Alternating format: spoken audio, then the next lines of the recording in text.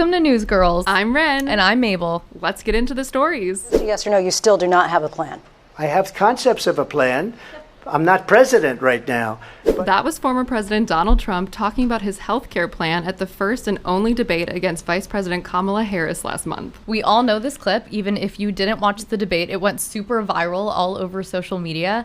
And healthcare has always been a complicated and contentious topic in the U.S. It's actually the only developed country without universal healthcare. And Republicans specifically have come under fire for not having any real concept of a healthcare plan except to try to repeal the Affordable Care Act. Right, without a replacement plan ready, so 45 million people would just lose their insurance. And this isn't a new thing. I mean, Republicans have been vowing to get rid of Obamacare since it was passed. And I remember I worked on the 60 Minutes story on Trump before the 2020 election. And that was the one where he walked out in the middle and refused to come back and finish the interview. And while we were waiting to see if he was coming back, his press secretary came in with a giant book, like a 1,000-page book, and was like, here's the president's health plan. And we looked through it, and let's just say there was no health plan. It was heavy, filled with executive orders, congressional initiatives, but no comprehensive health plan.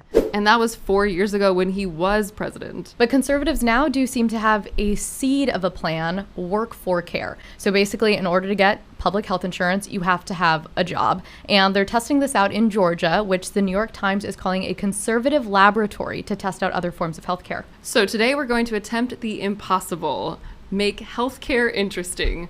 Mabel, maybe it's better if we present this like a play or something. Just envision that you're listening to this or watching a Broadway play by the Newsgirls. Act 1, setting the scene. Georgia has one of the highest uninsured rates in the country at 14%, or 1.4 million people living without care. It's also one of the worst states in the country for women's health care. In most states, Medicaid kicks in if you're categorically poor or at least at federal poverty levels, which means that you're making less than $15,000 a year. But in Georgia, you only qualify for Medicaid, which is state or federal health insurance, if you also have a disability, are pregnant, are a child, or are over 65. So being just low income isn't enough. Right, if you're below the federal poverty level but don't meet any of the other criteria, your only option for care is Georgia's Pathways program, a preview for what might be in store broadly under a second Trump administration. Are you putting off a doctor visit, avoiding lab work, struggling to fill a prescription? Then you need to try Georgia Pathways, health insurance that gets you covered, with no copays. Visit pathways.georgia.gov to learn more and apply for benefits today. Pathways is the country's first work for healthcare, so it requires at least 80 hours a month of work or school or volunteering in order to qualify. Pathways was designed as a rebuttal to Medicaid and was basically founded on conservative ideals. So in order to be eligible for subsidized healthcare, you basically need to show an emphasis on personal responsibility. And this plan was developed by the Trump administration and our main character, Georgia Governor Brian Kemp. Georgia Pathways and Access will provide the opportunity for thousands of hardworking Georgians to finally have health insurance coverage. Kemp announced this plan for Georgia in 2019 as part of 13 states that were given permission by the Trump administration to enforce a work requirement. But then when Biden came in, he halted all of those programs. But Georgia sued Biden and won, so a federal judge allowed this work for care program to continue only in the state of Georgia. And it's safe to say if Trump wins another term, good foreshadowing, his health department will encourage states to require work requirements for subsidized healthcare. It's actually such a big and important conversation right now that reportedly the prospect of a Republican-led Congress undermining public healthcare was so scary to Representative Nancy Pelosi that it was one of the major concerns that she had about Biden rerunning. And it makes sense because this plan is getting traction. So far, Arkansas, Mississippi, South Dakota, Kansas, and Idaho have all considered legislation to include work qualifications. Act 2, what is Pathways? Pathways launched in 2023 with the goal of covering 100,000 Georgians in its first year, and serving as a pathway to an education, a job, a career, and a better life without government assistance. But in reality, Pathways has only managed to cover 4,500 people, which is a fraction of the 168,000 people that state officials have estimated are eligible. And so health and policy experts are saying that this low enrollment rate is an example of a fundamental flaw in Pathways, which leads us to our first conflict of the play, drumroll please. The work requirement is just too burdensome. Pathways requires patients to document their work hours every month, which can be difficult for people who have informal jobs. Like, what if you're a house cleaner or you work odd jobs? Like, what documentation would you have to show? Right, and how do you document hours if you perchance don't have internet or a computer? Like, I get figuring it out for once if you want to apply, but you have to document hours every month, and if you don't document hours for 3 months, you get kicked out of the program. And there are no exceptions for people taking care of loved ones or lack transportation or suffer from drug addiction or any other barrier to employment. And people have pointed out, if you're struggling to put food on the table every month, adding one more involved task could be a lot.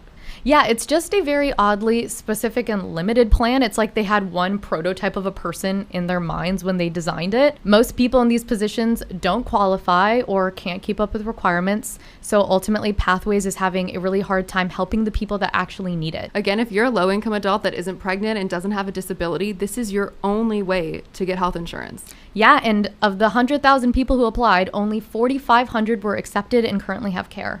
Which brings us to conflict 2.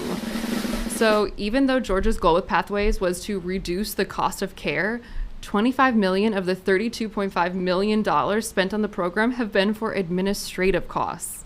Because the enrollment and monthly reporting process is so involved, the bulk of the funds, which come from taxpayers, have been going through managing the online portal and not into care. Which is at odds with the Republicans' main complaint about Medicaid, which is that it's too expensive and that it costs the states too much. Yeah, we've heard it broken down like Republicans see public health care as like welfare or cash assistance, and Democrats view it as insurance coverage. Yeah, and that's the fundamental difference in how the two parties view public health care. But when it comes to what's happening in terms of efficiency in Georgia, analysis by Georgia Budget and Policy Institute found that Medicaid would get so much federal funding under full expansion that in its first year, the program could cover almost 500,000 residents, which costs the same as 100,000 Pathways recipients. Wow. So Trump hasn't said anything about Medicaid. In fact, there are headlines calling his silence deafening, but Project 2025 calls for targeted time limits or lifetime caps on Medicaid. Which leads us to Act 3, the future of this plan in Georgia. So in defense of Pathways, our main character, Governor Kemp, has blamed the Biden administration for delaying the rollout and said their biggest obstacle right now is lack of awareness. So he's sinking $10 million into radio and TV ads, especially targeting low-income groups. And he's also doing outreach on college campuses. And for the relative few that are covered, it's been life-changing. I was looking for insurance, low-income insurance, to help my son and I out because we didn't have insurance.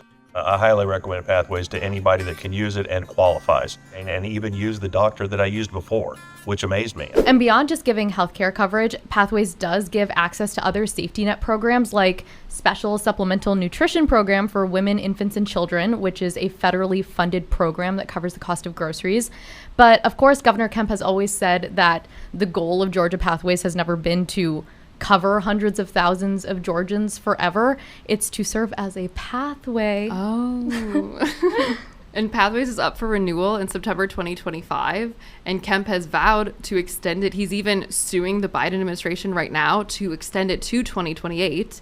But if Trump wins, Kemp's worries about extension will immediately go away. And since that presidential debate in September, more than 1,500 physicians have called on Trump to release a comprehensive healthcare plan. And he hasn't said much about it, but you really only have to look at Georgia to see what the future of healthcare could be in this country if he wins a second term. But if Harris wins, it's safe to assume she'll move to strike down work for care programs. Let's finally expand Medicaid in Georgia, so people can take their child to a doctor or go to an emergency room without going into medical debt. But of course, our administration can't just expand Medicaid, so it is ultimately up to the state of Georgia and Kemp. So we'll see what happens with Pathways. Will they keep it or tweak it or leave it? And Fiend!